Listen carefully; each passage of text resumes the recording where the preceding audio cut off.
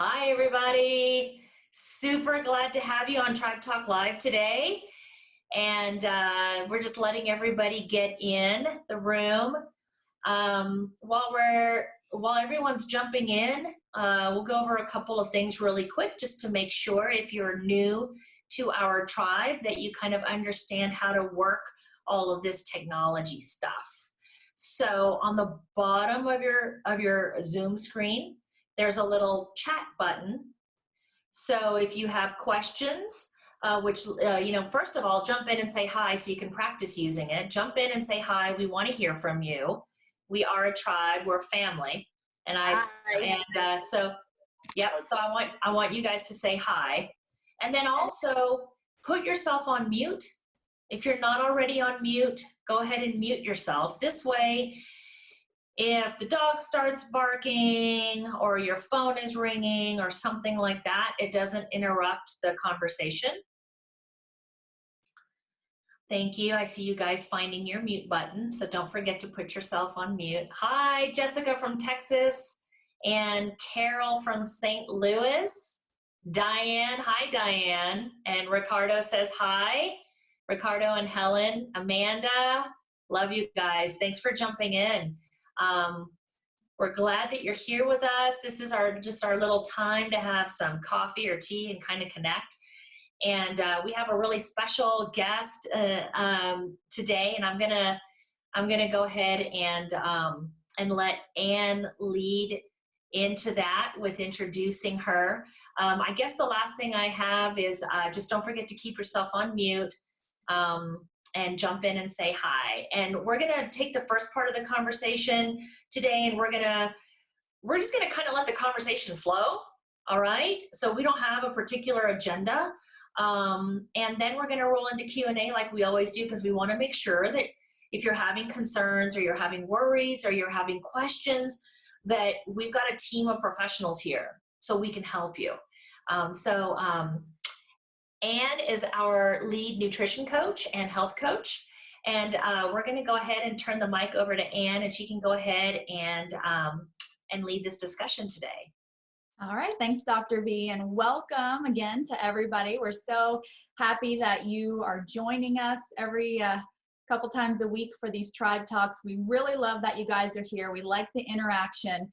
And just a reminder, that chat box down at the bottom, use that for your questions as we go along. Feel free to start entering questions in there as soon as you think of them. And we'll kind of save them for the last half of Tribe Talk and try to get to all of your questions. So you don't have to wait until we call for questions later on. Start entering those as soon as you have them. So our guest today, we're so excited that she's here with us, Dr. Kyrin Dunston. Now, she's leading by example. She lost a life-changing 100 pounds, and she healed herself from chronic disease by addressing the root cause of her obesity and dysfunction, which is what we talk about doing all the time, addressing the root causes. Now, this personal transformation for her, it caused a professional one as well. She left the OBGYN practice in 2011, and she pursued helping women heal with this revolutionary type of natural medicine. Now, Dr. Dunston's been board certified in OBGYN for over 20 years and is fellowship trained in anti-aging, metabolic, and functional medicine by the American Academy of Anti-Aging Medicine. Wow, so we are so happy that you're here with us. Thanks for being here, Dr. Dunston. Thank you so much for having me. I'm just really excited to be here with the tribe and see what we can chat about that will help some people. Absolutely, and I was so impressed and inspired when I read your story. Tell us about that. I mean, I think that's a natural place for us to start. You're a living example of taking control of your health and making the changes that you need to get your health back. Tell us kind of where that started for you and how you did that. Sure. So I'm board certified OBGYN, and I had a thriving OBGYN practice for over a decade. And my health was really suffering. I weighed 243 pounds at one point. I suffered with chronic fatigue, fibromyalgia, which is where you have pain all over your body, depression, anxiety. My hair was falling out. I had no sex drive, and I looked and felt 20 years older than I was. And everything I knew as a board certified physician to figure out what was wrong and fix it wasn't finding anything wrong. All my tests were quote unquote normal. And I really just got to the point that I thought, this is what my life is going to be. It's just going to progressively get worse. And I didn't have any answers. So even though I was taking up space on the planet and breathing and putting one foot in front of the other, I really got to a very desperate and hopeless place where I thought, if this is what life is going to be, I don't know that I want to live it. And then through a series of miraculous events, I discovered this thing called functional medicine. And I started using the special tests, reading my tests, instead of looking at, are they test results normal, but are they optimal? And even though I had checked my thyroid no less than 10 times and it was quote unquote normal, I discovered I had low functioning thyroid. So I started addressing that. Then I discovered I had low progesterone, started addressing that. And then I discovered salivary cortisol testing, and I had a flatline cortisol. So I had severe adrenal fatigue, and I started addressing that, and so on and so on. And it was kind of like Hansel and Gretel following the breadcrumb trail, that I would learn about something, I'd go to a conference, learn about a test, do the test, and then learn how to treat it naturally. And I actually worked with a naturopath early on to help me navigate this. And slowly but surely, the weight started coming off. My energy started coming back. My hair started coming back. I started feeling better. And after several months, I was full-fledged in. I joined the fellowship program. And after 2 years, had lost 100 pounds off all prescription medications, fatigue gone, fibromyalgia gone, depression, anxiety. And I looked and felt 20 years younger. So of course, all my patients who are middle-aged women with the same problems are like, what are you doing? We want that. So I started doing it with them. And of course, they had the same results. And so before long, I was telling all my GYN patients, well, my board certification says I need to give you this birth control pill or do this surgery, but you don't want that. You want to come see me on Monday and Wednesday when I do functional medicine. And we're going to check your hormone levels and do salivary cortisol testing and all of this. And I was just funneling everyone, because I find that when people are properly educated, they get it. They get that mainstream medicine is not addressing the cause of these problems and is just masking symptoms. And they don't want that. Nobody wants that. And they want this greater idea of health for themselves. They want to uncover the root causes and treat them using natural treatments. And so I've never looked back. I retired from OBGYN in 2011, and I have done this full time since. And, my story becomes all of my patients' story. And it's just how we heal women is one at a time by realizing this truth. Wow, that is absolutely amazing. As you were talking about your story, it totally reminded me of mine, and I think so many other functional doctors out there that when I was really sick, it started out with one seminar or something I read that led me to my first seminar, and then I'm in there learning about thyroid function in a whole different way than I had ever, understood it before. Then I understood about the foods and the gluten and how that affects the brain chemistry. Then the genetics, boy, that was like the big one for me when I went to that conference. But it took years for me to get better, but because it was one thing at a time. I didn't have anybody to show me the whole picture. Mm-hmm. And it sounds like you kind of went down that same road too. Yeah. And, I love it when I get to work with someone, because I can say, I had to figure all this out one piece at a time. It took me 2 years. It doesn't have to take you 2 years, because I know what we need to do. I know what we need to look at. And just, I'm sure you're aware, just in that first interview, 90 minutes, I can get all the information and I go, this is an issue, this is an issue, this is an issue, this is what we need to look at, and then really lay out a program. And when people follow it, their progress is so much speedier when they have a knowledgeable guide. And so I'm grateful for my journey, because it led me to where I am. And I'm grateful that I get the opportunity to help other women fast track it. They don't have to popsicle stick it together. You know what I mean? Remember, like in grade school, you used to make those little popsicle stick things. Yeah. They don't have to figure it out themselves. Yeah. It reminds me, this story also, I think, can maybe, lead into our conversation. I was just kind of thinking about something, Anne and Dr. Kyrin. Here we are talking about a struggle in our life where we thought, is life even worth living? You have gone through that. I've gone through that. And we've gone through some really scary times in our lives. And we were able to pull through it and, walk into the fire that was our fears and then that of the unknown do we even have hope? How can we renew our hope? And right now, a lot of people are fearful, and people who have already been struggling with their health, putting it on the back burner because work is more important, or their kids are more important, or everything else is more important. They're, I think, in particularly really fearful right now. And maybe this is something we should talk about because, guys, for all of you here with us today, we're here to help you. We're here to be a pillar of strength for you. We're here to give you some solid, reasonable advice and to really help teach you, how we can all come out of this stronger than before, better than before, not just as an individual, but as a collective unit. And so, maybe that was by divine design to kind of lead us in that direction today. What do you think, Anne?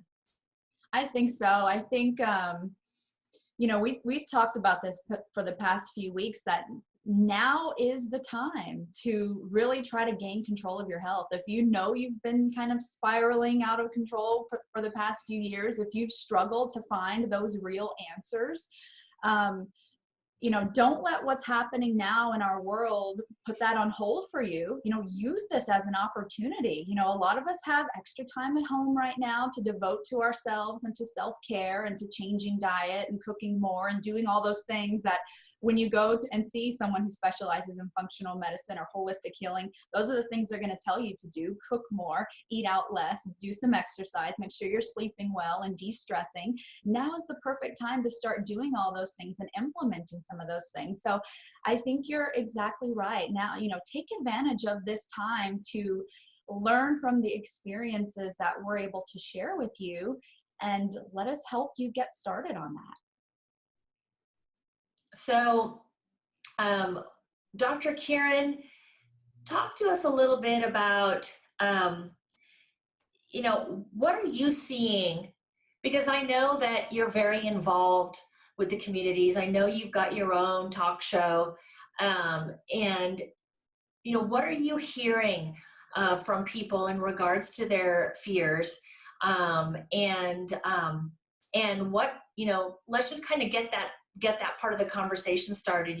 What are you doing on your end with your tribe to help them and, to help calm them and put them in a place of, like logical thinking and detach from their emotions of fear? Just share with us a little bit of that.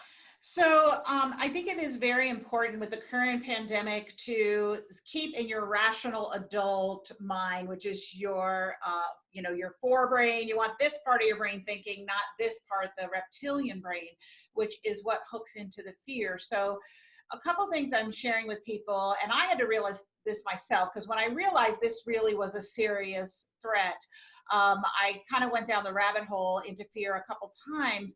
And what I realized made me go down that rabbit hole is things that hooked into that reptilian brain that's about survival and threats. And it really stops you from thinking with your conscious human brain.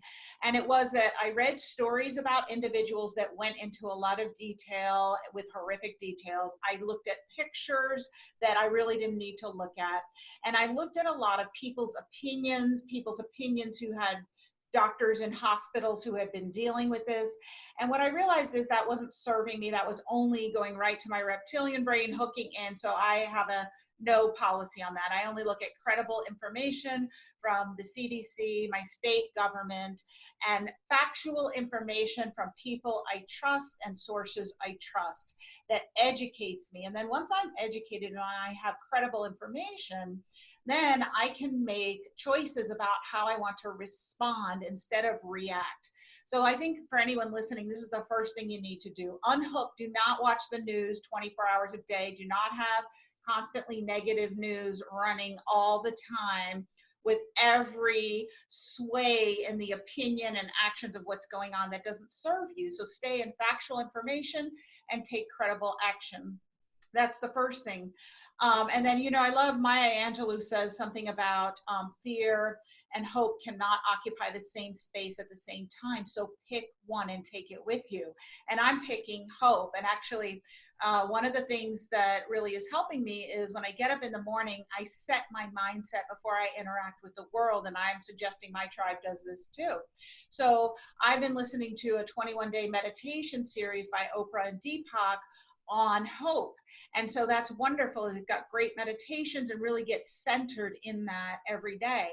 And then looking at what do I have control over? What don't I have control over? So with the virus, the number one thing that we have control over is don't get exposed to it. If you're not exposed to it, you won't get it. Now, some of us are going to get it. So the next thing is to make your health in the best position possible. And I think that a lot of people are reaching out to me on social media and emailing me, and we kind of got caught with our pants down. Like, we've been letting our health slide, putting it off, not taking care of the things we know to take care of. And now everyone's like, oh, damn, you know, my immune system's probably not up to par where it should be. If I get inoculated with this by someone, I'm probably going to get it. And I'm really worried that I'm going to have a severe illness. And it's not too late, right? So you can start taking steps to improve your health, improve what it's all about, health resilience right now. And so like Anne was saying, you're home, hopefully you're home, isolating yourself. What can you do? You can start eating better.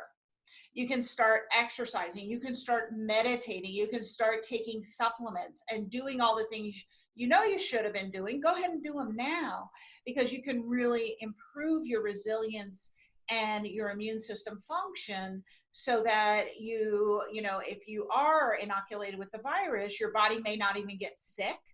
I've talked to a few people I know who have gotten sick, and they said it was just a mild illness. It really wasn't a big deal.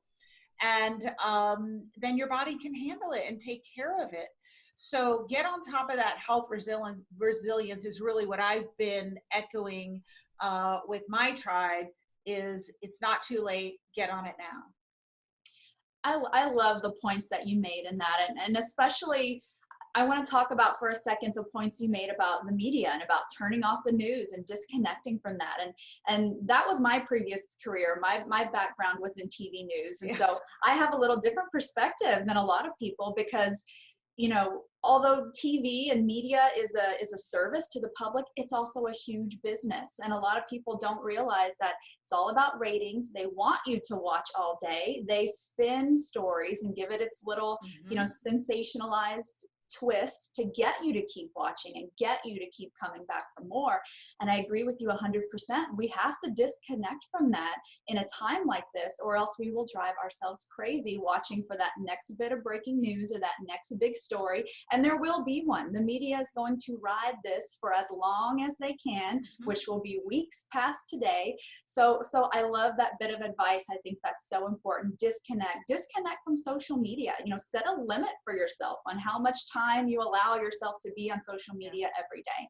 And I love all the points you made about mindset, and it reminds me of something someone told me once before, was set a morning routine for yourself. Do some of the things you mentioned, like meditation. You know, I love the part you mentioned about hope, but it really does come down to our mindset change and just deciding that we are going to put ourselves in a better place, right? Yeah, I call it, you've got to have physical hygiene in terms of the virus, but you also need spiritual, energetic hygiene. Absolutely. Absolutely. You know, a lot of a lot of our people who are listening right now with us live are women. And I love that your background as an OBGYN gives us a lot to talk about and address for the women that are here listening with us. And so I want to kind of go back to something you mentioned when you were talking about your story. A lot of the women who come to us for help have been to countless other doctors in the medical world and haven't gotten the answers that they're looking for. And you touched on how with thyroid issues, you would get tests that said they were quote unquote normal.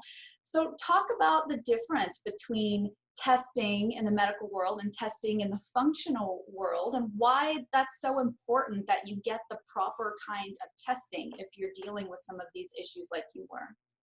Yeah, it's so vital. And I thought I knew everything. So I would do a typical thyroid test. I'm thinking I'm tired. That's a sign of thyroid dysfunction. So I would do a thyroid panel. And right now there's no standard of care for screening people in general for thyroid dysfunction. And if you have health problems like fatigue, there's only the standard to do just a TSH, thyroid stimulating hormone, that the brain makes to tell the thyroid to work, or a standard thyroid profile, which is just a few markers, some of which are calculated, and it doesn't look at the full range of thyroid function, which is something like 8 different tests. So I kept checking it and it kept being normal. But what I know now as a functional physician is that normal is not optimal when it comes to your health. So normal is defined by what 95% of the population has. Well, we all know that most of us are not healthy. 60% of us are overweight or obese. And so those normal values in the lab are determined by the general population. So you're being compared to overweight or obese people who are not optimally healthy, and you're being told you're normal. Well, the average woman I ask, do you want to be compared to those people? No, they say. Or do you want to be compared to optimally healthy people who exhibit the best thyroid function possible? And they say, I want to be compared to optimal people. And when you compare you do the right test, you do the 8 different parameters, and you compare yourself to optimally healthy people, I find that most people, women who have fatigue, about 80% of them whose doctors told them their thyroid was normal, and then we do the right test and we read them the right way, they're actually hypo or low thyroid. And that was my case. So mainstream medicine is really concerned with what? They're all about what's the diagnosis, what drug do I need to give, what surgery do I need to do to control the symptom. And in functional medicine, I always say we're like toddlers. Why? You know, if you have the symptom of fatigue, we're not so concerned with the diagnosis, because a regular doctor will give you a diagnosis of chronic fatigue. And then, like, I was talking with another functional physician the other day, and she was saying, once you have a diagnosis, it stops inquiry and discussion about why. And so we don't want that. We want to know, why do you have chronic fatigue? Is something going on with your thyroid? You know, and we look at that, or cortisol, or any of the other myriad contributors to making you tired. And so we're more concerned with the why. And so in mainstream medicine, they look at your thyroid, and do you have a disease is all they want to know. So if your TSH is between, 0.5 and 5.5, that's considered quote unquote normal, then they say, well, you don't have a disease, so it's not your thyroid.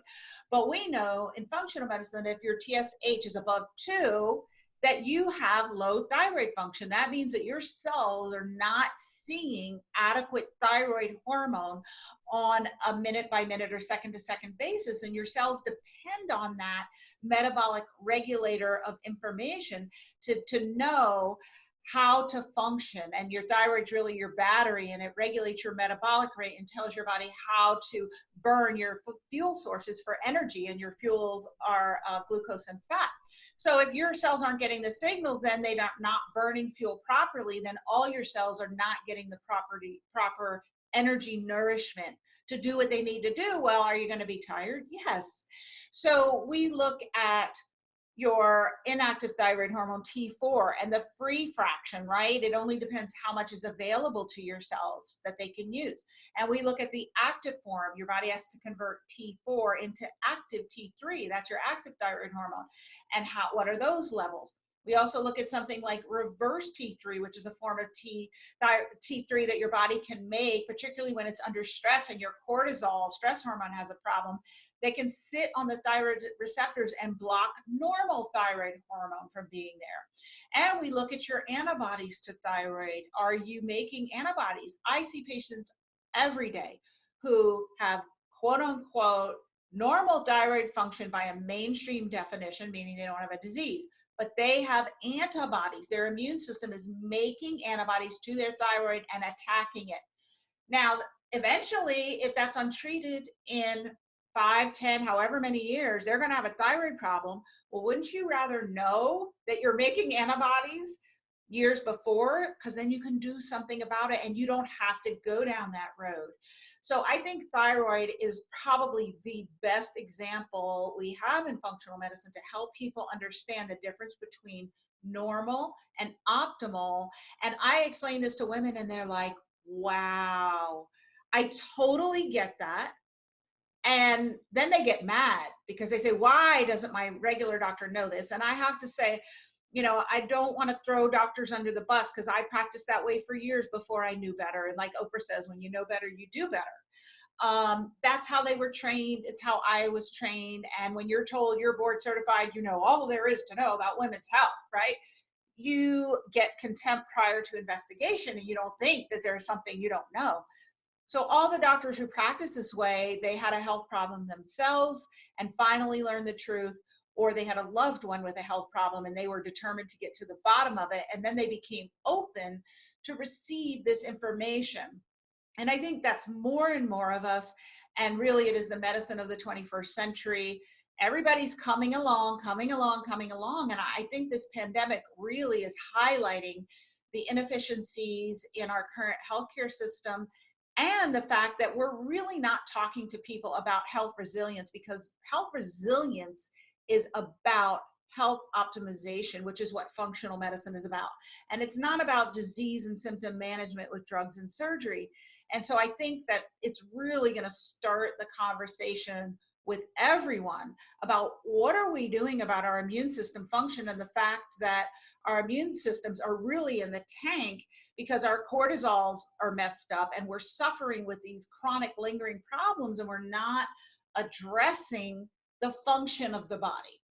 So anyway, you can tell I get very excited about this and passionate, but I think the thyroid is a great place to start. Absolutely. I love that. And what you say resonates with me because I was one of those women. I was one who went to my doctor and eventually I was diagnosed with Hashimoto's, but that was only after I did my own research and asked for specific testing and got those answers by really digging myself, which took time to do. But then I was able to really treat the real problem. And so a lot of women find themselves frustrated and in that same predicament that you mentioned. And something that you said there about diagnoses, I think really stands out because a lot of us, not just women, we become stuck on a label and a diagnosis for what we have. And we sometimes can sit there in that place. And that really inhibits healing when you stay stuck on a diagnosis like fibromyalgia and some of those other, autoimmune conditions. Why is it so important, mindset wise, to look past that label or that diagnosis? I think you mentioned hope earlier, and a lot of people lose hope that there's actually a way to treat those conditions. Yes. And, when we get a diagnosis, we really have this mentality in our culture that our health is determined by our genes. So we have genetic determinism. I'm going to have it because my mother had it. And that when we get a disease, that it's some kind of mysterious problem that just came into our lives that we had nothing to do with creating. And unfortunately, the truth is that there's always a reason that we have health problems. Genetics is probably 5 or 10% of it. And the rest really has to do a lot with our lifestyle, including the things we know about and the things we don't know about. So chemicals that are coming into our bodies that we're not aware of, that no one's telling us about, that we need to divest ourselves of. Nutrient insufficiencies that we have because of these toxicities, where our body is really not getting appropriate micronutrients like vitamins, minerals, and other nutrients to nourish ourselves. The body wants to naturally heal itself. If you cut yourself, it wants to heal. Same thing's going on all over. But it doesn't heal itself when it doesn't have the proper resources to do so. and when something's interfering. And so those are the two places we need to look at. And when you get this diagnosis, which, chronic fatigue is just a symptom diagnosis. Irritable bowel syndrome is a symptom diagnosis. Fibromyalgia is a symptom diagnosis. And, we mainstream doctors will say, oh, you've got fibromyalgia. And it's almost like a death sentence, because anyone who goes on the internet and reads about fibromyalgia is like, oh my God, I'm going to have this forever. I'm never going to get better. And they feel like it's doomsday, and it cuts off all hope. And when you don't have hope, you don't even have the motivation to take initiative on your own behalf to research what else is out there. And you sometimes have to dig pretty deeply to find that there's a reason you have fibromyalgia. There's a reason you have irritable bowel. These are just diagnoses that mainstream doctors use because it basically means we don't know what's going on, why you have what you have. And we don't have a drug to treat it. And because that's all they're concerned about. Or we have this drug that, might help your symptom, but it's not looking at the underlying why people have this. So I say, I love irritable bowel. I love fibromyalgia. I love chronic fatigue, because that's where functional medicine shines, right? Because we can just dig and we can start figuring out. And for me, the categories of where these problems come from that cause these symptoms, these are just symptoms, are hormone imbalance, toxicity, micronutrient deficiency, and mental, emotional, spiritual, or energetic imbalance. So I go systematically through those, and I start looking at the 7 major hormone metabolic drivers and where our imbalance is here. Looking at the toxicities. Do you have biologic toxicities from viruses, bacteria, fungi, molds, whatever these organisms are? Or do you have chemical stressors that are causing inflammation, heavy metals or petrochemicals or these types of things? And then looking for the micronutrient deficiencies. And also a huge part of what I do, speaking about hope, is help people to understand that you have this energetic body that's larger than your physical body that can be measured. And you can access it through acupuncture, but it also relates to the intangibles of your health, your thoughts, feelings, and beliefs. And so you have to have an energetic holding pattern to have any physical dis-ease or imbalance in the body. So I help people to understand that and learn how to work with it and divest themselves of the toxic thoughts that they're thinking, like fear, anger, resentment, jealousy, guilt. These all negative emotions are proven to affect your health through your adrenal glands and your cortisol. So we got to clean that up too, and not only detoxify the physical body, but detoxify the energetic body. So there's so much. When you discover functional medicine, your hope for your disease diagnosis that maybe you've been fixated on goes from really 0 to about 100 in a matter of seconds. Once you're educated about how the body works, and you understand that you've got these imbalances causing it, there's always a reason why. And if you can find the reason, you can fix it, and then you can improve that symptom diagnosis. So irritable bowel, fibromyalgia, chronic fatigue, all these symptom diagnoses, there's so much hope to be had. And I hope that all of you listening did not miss the part when Dr. Kyrin was talking about mindset and your thoughts and your, and the energetic field that you're creating with those thoughts. Because right now, we all need to be working on that. We all need to be working on that. Whether you are practicing your butterfly hug, which is the exercise that we posted into our Facebook group, or you're practicing some yoga breath therapy or some different types of breathing techniques, or you're putting on some little, meditation videos where you can just like lay down and close your eyes and listen as they take you through this, an interactive meditation. Writing in your gratitude journals. These are things that, we've never, and I'm not saying, when I say we, I don't mean me necessarily, but I used to be this way, but I mean like as a collective. I think that we don't give it enough emphasis. We don't really believe in general how powerful that our thoughts are. Our thoughts are so, so powerful. And, we could get into a whole nother discussion about that, but So, when Dr. Dunston and Ann talk about detoxing from TV and detoxing from social media and not watching that, not, and being aware of where your thoughts are taking you and choosing to go in the other direction, choosing to go in the direction of hope, choosing to look at the positive sides of everything. Right now, that is one super important aspect of getting your health under control. It really is. And I just want to add something. A lot of people have heard of the law of attraction. They've seen The Secret. But what they don't realize is that the law of attraction is working in you all the time. And so one fearful thought begets another fearful thought, begets another fearful thought. And so when you get hooked into that, it's funny because as I've been on this journey of health creation, my whole hygiene around my energetic self, my thoughts, feelings, and beliefs has changed. Like I don't even own a TV anymore. I don't have cable.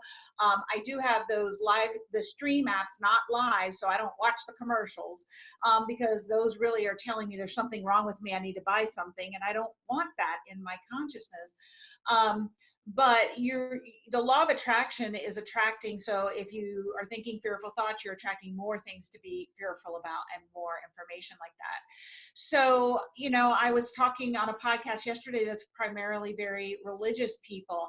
And so the host was saying that he had a lot of people reaching out to him in so much fear. And we were both saying that, now's the time to prove to yourself that you are a faithful person. And so what are you going to focus on, faith or fear? You can't do both.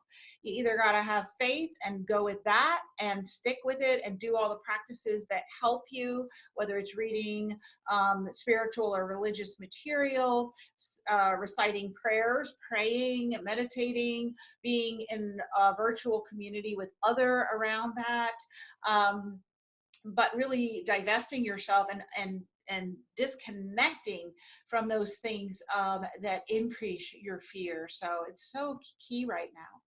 It really is. And that's so true. And we believe what we feed our mind. So the more negative things we feed our mind, the more fear we build. The more positivity, the more hopeful thoughts we have, that fear kind of dissipates. And I want to get to some questions. So we're starting to have some questions pop up here in the chat box. So if anyone has any, start putting those in there. But this first question comes from Carol. And she's asking how to best address consistently high cortisol levels. So if you have consistently high levels, I guess that's what she's asking. Yeah, so that's the stage 1 of adrenal dysfunction. So in response to stressors, and stressors come in 3 main categories. Number 1 is psychosocial stressors, right? The thoughts we think, the feelings we have, lifestyle, interpersonal psychosocial things. That's number 1. Number 2 is blood sugar stress. So that's if you're eating high sugar or high fast carb meals and you're on what I call the blood sugar roller coaster. Your blood sugar is going up and down. You're getting hangry, right? That's blood sugar stress. And then the third are chemical and biologic stresses, like we talked about, toxins and other biologics like viruses and bacteria. So those are the 3 categories of stressors. And so in response to a stressor, your body will start raising up the cortisol levels. It might just raise it, and you have a diurnal variation of your cortisol. It's higher in the morning. It's kind of like starting your car, takes a lot more cortisol, and then it comes down throughout the day, evens out, and then at nighttime, it has to go really low for you to go to sleep. And what your body will do is start raising up cortisol levels throughout the day, and then eventually you get to this. I've seen people that their cortisol is sky high all day long and it never goes down. And we call this a superwoman phase. You don't need sleep. You don't need to eat. You just go, go, go, go. And so if that's you, you've got to address, 1, why is your body so stressed out? What are the chemical and biologic stressors? What are the blood sugar stressors? And what are the psychosocial stressors? And you've got to start eliminating those. If you have a mold problem and you're not aware of it, that could be the issue. Do you have mold in your house? So you've got to start investigating that and testing your home. And you can be tested to see if you have a mold problem. Do you have Candida, a fungi in your gastrointestinal tract that's triggering your cortisol to always be high? You've got to look throughout the body to find these chemical and biologic stressors. Are you on the blood sugar roller coaster? And you know, if you're getting hangry, that you are on it. And then you've got to cut the sugars out, cut out the fast carbs, right? Bread, pasta, white rice, white potatoes, and start eating a more whole foods, low carb diet to get off that blood sugar roller coaster so you're not hangry. And then looking at the psychosocial stressors. And so with any stressor that's in your environment, you've got to ask yourself, well, okay, my mother's sick. She's elderly. I have to care for her. So I tell people, I take them through an exercise of how to handle this. So number one, can you get rid of that stressor? Well, no, you can't get rid of your mom, right? Most of us aren't going to do that. So number two, can you change the stressor so that it's not stressful? So are there things that you could do, like maybe enlist other siblings to help, other family members? Maybe there are other resources in the community, like with my mom, she's starting with early dementia. So she's living with my sister. And so it was too much for her to be there all day while my sister's working from home. So she got her to go to a daycare every day so then she could get some help and support around that so she interacts with other adults. So what can you change about the situation so it's not all on you? And then lastly is, can you change how you think about and feel about the situation? I had a patient who she was the only one who could help with her mom. And so she started reframing, instead of constantly feeling, oh my God, I'm the only one responsible. I don't have anyone to help me. This is a burden, right? What does that create in her? Negative emotion, negative feelings of hopelessness, and that spikes her cortisol. So she started reframing it. I get to take care of my mom. It's a blessing that she's still alive. Look at all the gifts, because she really did enjoy the time when she was with her mom. And so really focusing on what she was grateful for about it. And that started shifting her whole interaction. And so you may not be able to get rid of it. You may not be able to change it, but can you change the way you look at it? And Elie Wiesel, who wrote Man's Search for Meaning, he was in the concentration camps, talks about that are really the power that we have lies in our ability to determine how we will think about what's happening to us and what's going on in our lives, and that it's not outside circumstances causing us to feel a certain way. It's how we're choosing to think about it, and that is your real power. And so changing that, I think it's become very kind of almost chic to be, to be overworked. Oh, I have so much to do. It's like a status symbol. I work 100 hours a week and everybody depends on me. And I see this with a lot of women. It is our stat. And I am a mother and a wife and I have to take care of everyone else. And it's like being self-sacrificing is some kind of medal. But I mean, I bought into that for a long time because I thought it was the choice that I had to make. Almost like I had to earn my right to be on this planet. And then when I woke up, I realized I'm not helping anybody by doing this. And so you can kind of wake up when you choose and say that, giving till it hurts doesn't serve anyone else and doesn't serve me. So I can cut back, set boundaries. That's huge for people, especially women. Set boundaries, and no is a complete sentence. And give what I can give from my full bucket and out of love. And then do what I do from a place not of obligation, but a place of wellness and beneficence. And it's such a greater way to live. And your body thanks you by healing your cortisol. So if your cortisol's up, you got to look at those. Where are you getting the stressors? And then fix them. But then you've also got to give your adrenals what they need. So we use adrenal adaptogens. Those are herbal products, things like eleuthero and rhodiola and ashwagandha, that are proven to help the body bring that cortisol down and soothe it and tell your body everything's okay, you're going to be okay. And when you do that kind of comprehensive program, it really, really helps to balance people out. Great question. You made some great points there. And I think a lot of women can resonate with what you're saying and relate to what you're saying. I found myself in that same place of wanting to be a super mom, having the career, working more than full time every week, but also baking cupcakes for the class and volunteering here and doing that and always looking great in the process, always having hair and makeup. And we run ourselves ragged doing these things.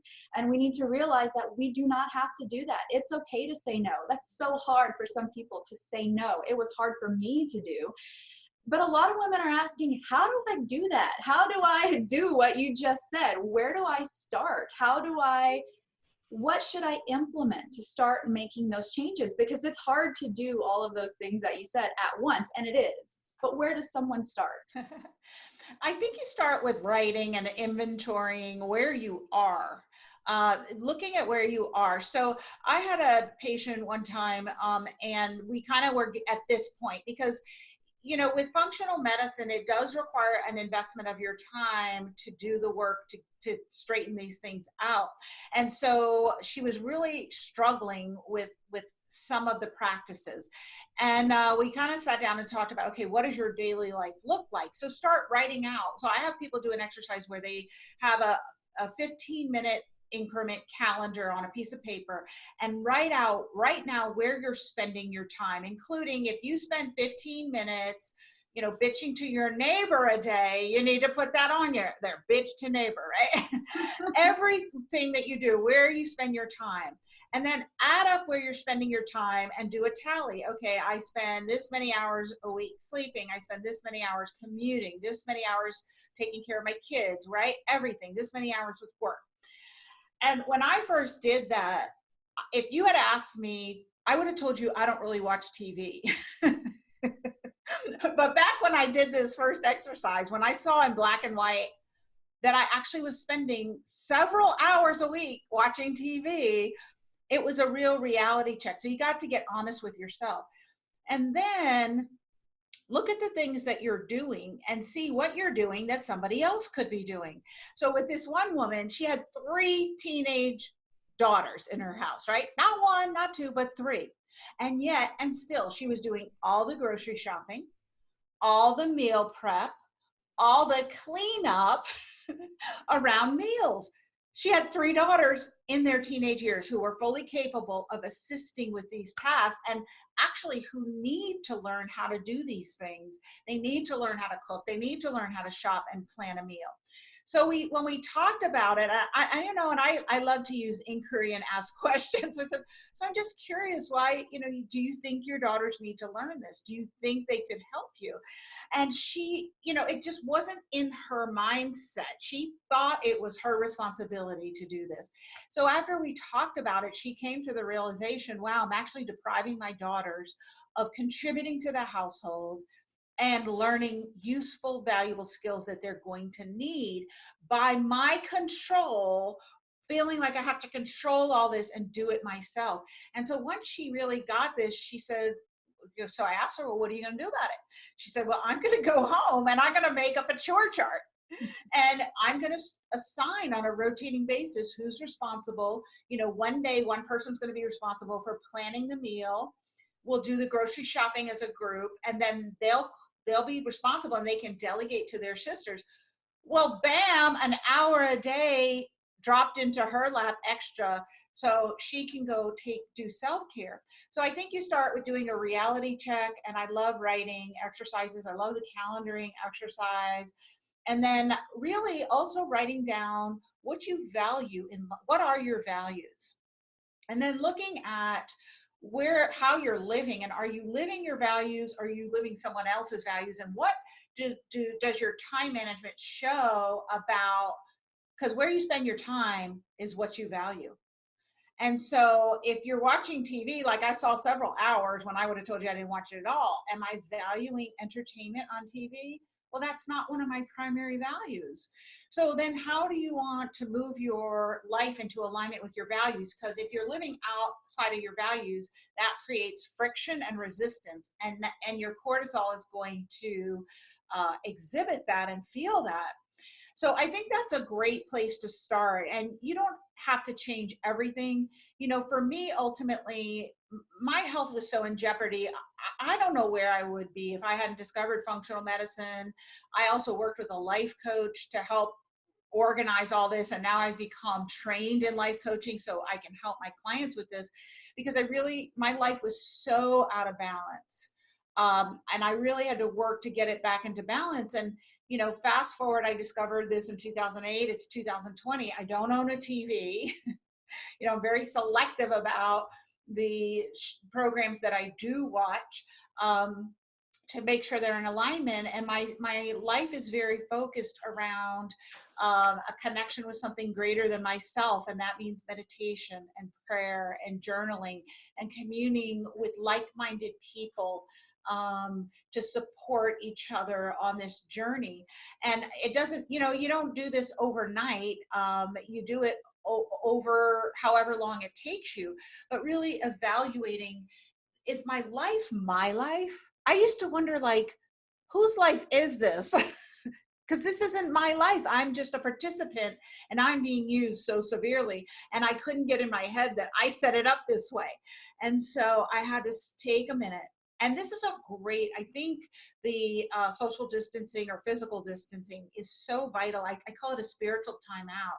We're all having a freaking spiritual timeout. So use this time, this break from your life, to look at what your life is like. Is it supporting you and nourishing you, or is it draining the heck out of you, and what you're going to do about it? Wonderful. I love that. I love that idea of the exercise, writing things down. I think seeing things on paper is really helpful to kind of help you grasp your situation. And we're talking about cortisol. We have a couple of other questions that have come in. Let's see, pertaining to cortisol. Steph is asking how to help fix high cortisol after 8 p.m. and low cortisol in the mornings, where it's difficult to wake up before 10 a.m. without caffeine. Right. So that sounds more like a stage 2 adrenal dysfunction. So stage 1 is all your levels are high.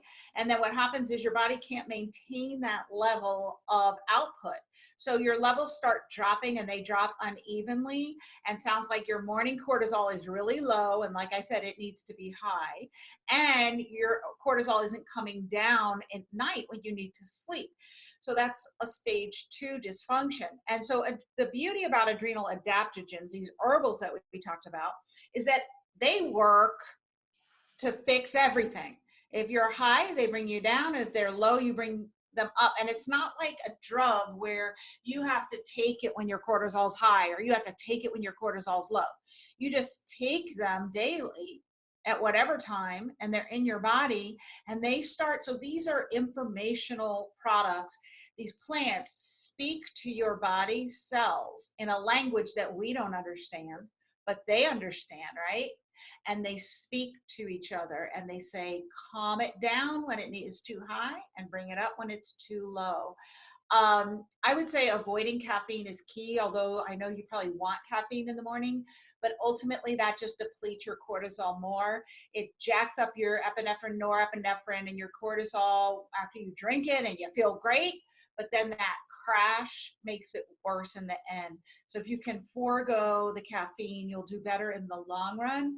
And taking these adaptogens is key, and fixing, just like for the high cortisol, you got to fix the reasons why your cortisol is wonky in the first place. Blood sugar stress, get off the blood sugar roller coaster. Chemical biologic stress, get the chemicals out, get rid of the infections, and the psychosocial things that we talked about. Great question. Yeah, that's a great question. And that's spot on. Don't forget that when you have a symptom, yes, there are like cell signaling botanical compounds like what Dr. Kyrin's talking about, and they work amazing. But that's going to be a crutch, and it's not going to work for long term if you don't figure out what's causing it in the first place. Right. Whenever you're using these types of compounds to support the adrenal, whether you need to help amp it up a little bit or you need to, calm it down, these are not designed for long-term use. And some people will find out about them and they'll get on them, and they're on them for 6 months, and then their adrenals really have a lot of problems. Like they'll be feeling good. Oh, this is great, I'm feeling good, and all of a sudden they crash worse than they have ever crashed before.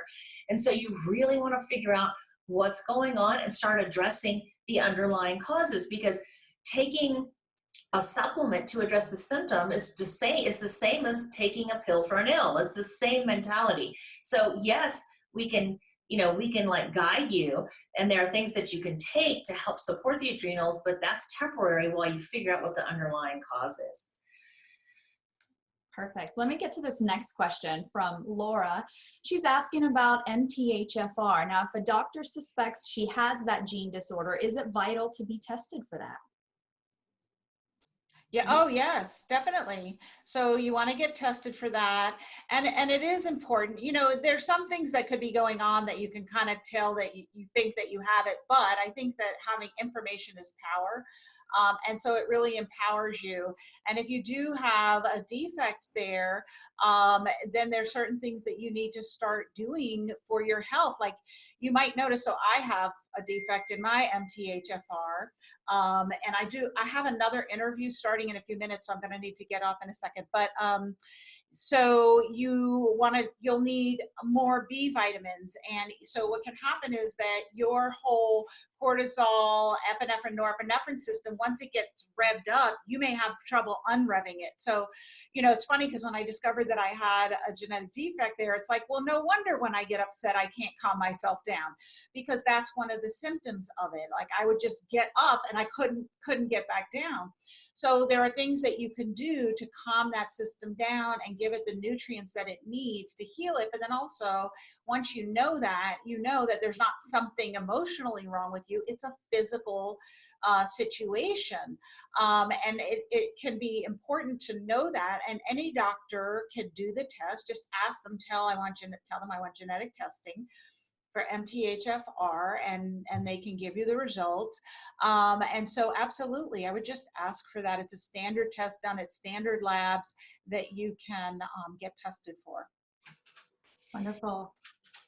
Well, we know you have to go. And I just want to say thank you for being on with us today. You're an amazing light.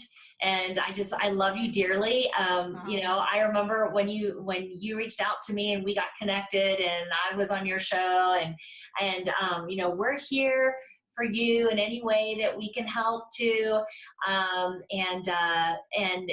If you want to come back on, you're welcome to come back on at any time. Our door is always open for you.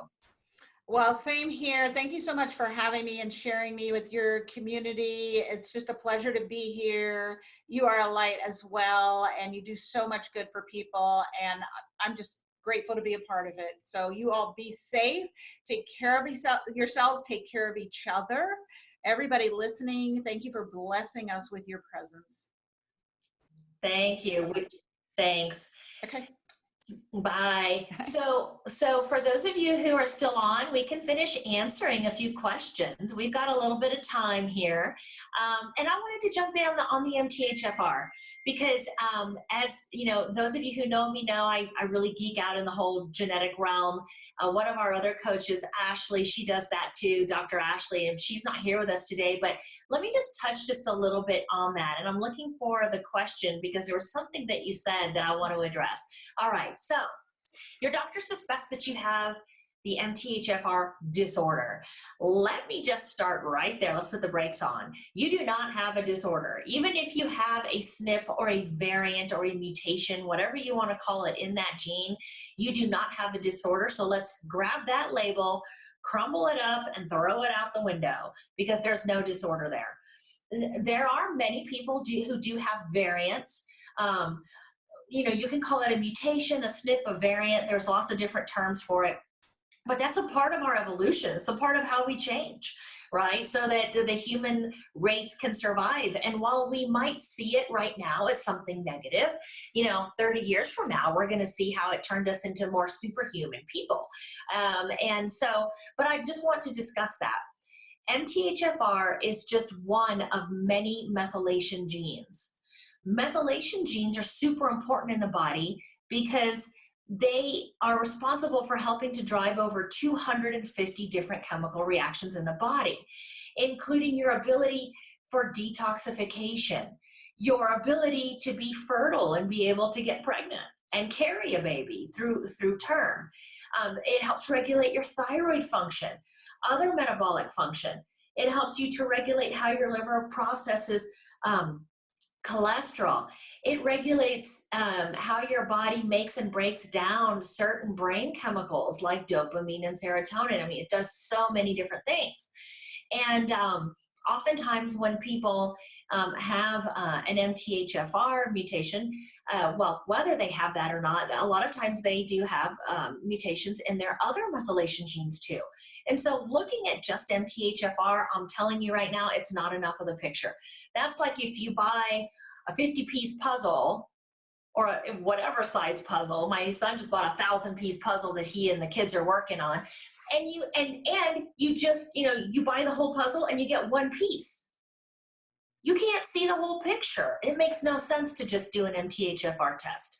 If you want to learn more about genetics testing, let us know, and we can get on and we can do a whole talk about methylation testing. I can take you through the whole thing. I can show you what genetics testing looks like, and I can show you how you address that stuff.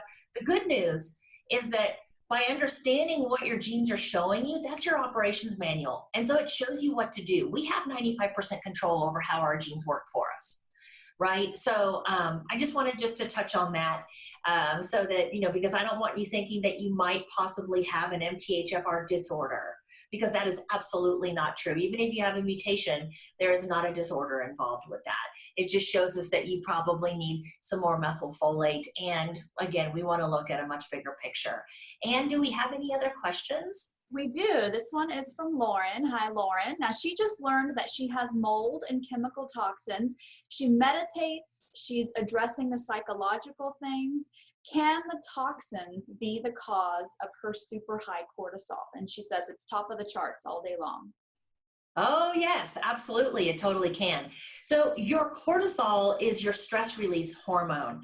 And it gets released from your adrenal glands, which are like two little tiny glands that sit on top of your kidneys. And they're the alarms, right? So there can be a lot of different causes of high cortisol. And just like Dr. Kyrin mentioned, it could be like a psychological reason that you're, you're in a stressful relationship, you're in a stressful job, and just like mentally, you just feel stressed out all the time. Or it could be from a chemical toxin in your body, or a mycotoxin, in your case, mold. Dr. Tori, do you have anything to add into that? I think you really hit on it, but knowing Lauren and knowing a little bit of her background, I would say there's definitely high toxic exposure that can really be playing a part. And I know when I did testing on myself when I was really sick, my cortisol looked like, it was through the roof, and then the next test, it was bottomed out. And so you kind of go through that, but the key to it isn't addressing the cortisol as much as it is removing these interferences and these toxins. That is truly the key. You can support the adrenals with ashwagandha and rhodiola all you want, but if you don't fix the root cause, it won't ever get better. Yeah. So whenever somebody has, Lauren, really high cortisol and it's going through the roof, yes, we can take the fire extinguisher and we can help keep it at bay, and we can, put the fire out, but the fire's going to keep coming back if we don't address the underlying issue. Those are your alarms going off, going, oh my God, there's something going on, right? So, but it's fixable. Look, all this stuff is fixable. It just takes time. And we've got to look at the entire puzzle. We got to look at everything. And that's why we do so much testing, because we're not going to leave any stones unturned. Look, we have been able to uncover things that none of the other doctors have found. We've ended up seeing people who've spent $100,000 over the course of 5 years going to the top specialists, Mayo Clinic, and all these places. And I'm not saying that those are not amazing places, but I'm just saying that they missed they missed what was really going on because they weren't doing all the testing. And so, once you start asking why, like Dr. Kyrin said, I loved how she said that. Once you start asking all the whys and you start looking under every stone and finding the answers, then we can start addressing the stuff. And so that's such a good question. Such a good question, Lauren. And if you have any others, throw it in there. What else do we have, Anne? That was it, unless someone wants to chime in with a few more questions. Someone did ask if they can watch this again. And yes, we want to remind you that we post these to our Crusaders for Health Facebook page. If you haven't joined yet, go and join the group. All of our talks will be posted in there weekly, so you can go back and watch. We do have a question from Tracy. So Tracy is finding that morning vitamin C supplementing is disrupting sleep at night. Is this due to detox or energizing my body too much? Oh, that's interesting. Let me think about that for a minute. So you're taking it in the morning. I'm curious what else is in it. Is there anything else in it besides like maybe vitamin C and bioflavonoids? Maybe it's fortified, or not fortified, that's the wrong word, but maybe it's compounded with something else. If you know that, let me know. But vitamin C can cause, can help with detox pathways. So, maybe it could. And Tori, if you have anything to add into that, let me know. Vitamin C is a necessary cofactor for a lot of different chemicals in your body, brain chemistry production, and a whole bunch of other things. And so I'm wondering, is that the only variable that's changed? So that's going to be another question that I would want to know. Is the vitamin C compounded or mixed with anything else? Number two, what dose are you taking?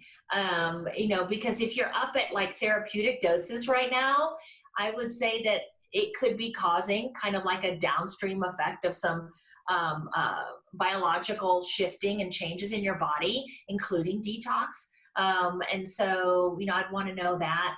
And then also, did anything else change? Are you taking any other supplements? I noticed that, so I've been really upping my supplements with a lot of the recommended ones that we put in our newsletter on coronavirus last month, or in the end of February. If you guys missed it, you can go into our website, click on articles or blogs, and you'll find the coronavirus article. And we recommend different supplements in there. And we even show the science behind why we're recommending them. I've been upping my iodine, my selenium, and a couple of other different minerals. And I noticed when I was taking them at night, I wasn't sleeping as well. And so I just shifted it to the morning, and now I'm not having a problem.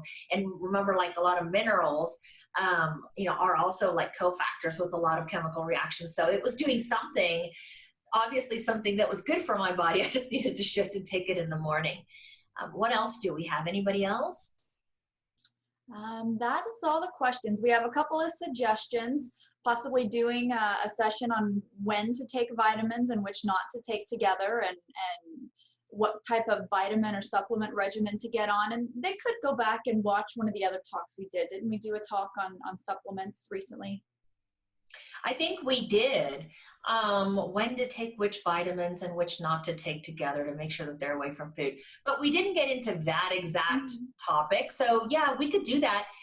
If you want to maybe write that down, and we can try to get that into our lineup, or maybe we can, add something extra and do a Facebook Live on that at some point, because that's a really good question. Sometimes it just works better to take some in the morning. Typically, when it comes to vitamins, you're okay to take any of them with food. In fact, some of them better to take with food, because they can kind of give you a little bit of a nauseated feeling if you take them without food. And then like some a little better in the morning, because if you take them at night, it can keep you awake. So yeah, I think we could probably cover a good 20 or 30 minute, maybe a Facebook Live or something on that. So thanks for asking that. Alrighty, I think that's all of our questions. Awesome. Oh, is it okay to take vitamins with HCl? You should be able to take your vitamins with HCl. There shouldn't be a problem there. Now, there are some things that HCl will break down that, you know, won't be as effective. B12 is one that can be affected if you have a certain genetic mutation. I don't remember which one that is off the top of my head. I wonder if that's a TCN1. I don't remember, but there is a genetic variant. And if you have that variant, then you're not producing the protective substance in your saliva that helps to protect the B12 when it hits the stomach. And therefore, it'll kind of like annihilate it. And so B12 is one of them off the top of my head. And therefore, B12 works really well as a sublingual, right? You know, especially if you don't know if you have that genetic mutation or not, the B12 is a really good one to take sublingually. And then you have, you know, other compounds that are not necessarily vitamins that that do better in a liposomal form that you can take. But yeah, we should totally do a whole talk on that. I think that'll be awesome. Thank you so much for being on with us, everybody. We're super excited to have you on with us every week, and we're glad that you're getting so much value out of this. And yeah, can't think of anything else. Bye, everyone.